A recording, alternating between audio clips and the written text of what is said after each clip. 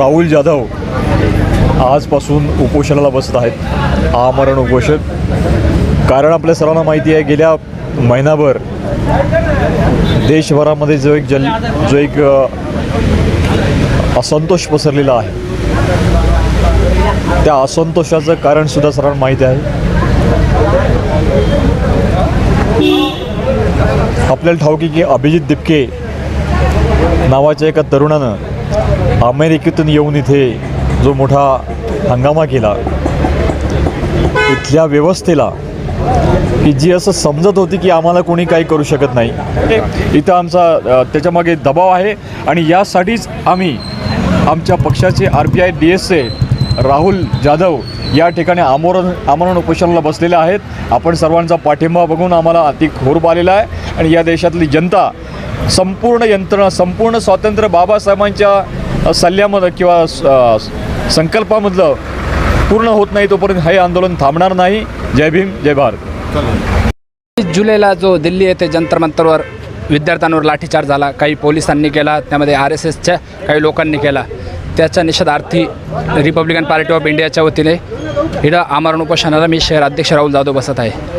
काय पुढची भूमिका काय, कशासाठी? आमची मागणी अशी आहे का ज्या विद्यार्थ्यांनी नेटचा पेपर लीक झाला त्यामध्ये 21 विद्यार्थ्यांची आत्महत्या केली, त्यांच्या परिवाराला 1 कोटी रुपयांत पुनर्वसनाची जिम्मेदारी सरकारने घेतली पाहिजे. दुसरी मागणी अशी आहे का जे लोकांनी ज्यांच्यावर हल्ला केला त्यांना रासुका अंतर्गत कारवाई करण्यात यावी. तिसरी मागणी अशी आहे की ते संविधानाच्या मूल्यांचे जे पायमल्ली करत आहे त्याचं पायमल्ली रोखून थांबवलं पाहिजे. आणि अमित शहा यांनी आपली नैतिक जिम्मेदारी बनून राजीनामा देण्यात यावा. मामा, आज रिपब्लिकन पार्टी ऑफ इंडियाचे शहर अध्यक्ष जाधव साहेब हे महसूल आयुक्त कार्यालयात हे उपोषण करीत आहे.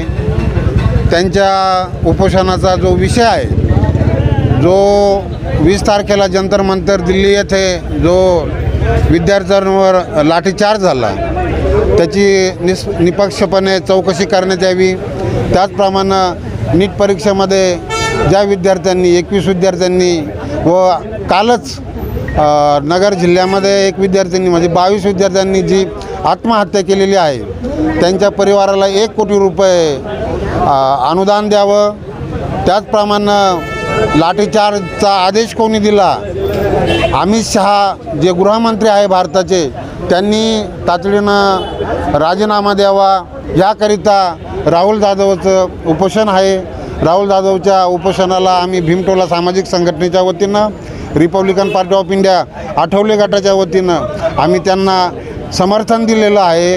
व त्यांचं जे मागणी आहे ते सरकारने गंभीरपूर्वक त्वरित त्याची दखल घ्यावी. अन्यथा संपूर्ण रिपब्लिकन पक्ष व आंबेडकरी समाज हा रस्त्यावर उतरेल. धन्यवाद. जय भीम, नमो बुद्धाय.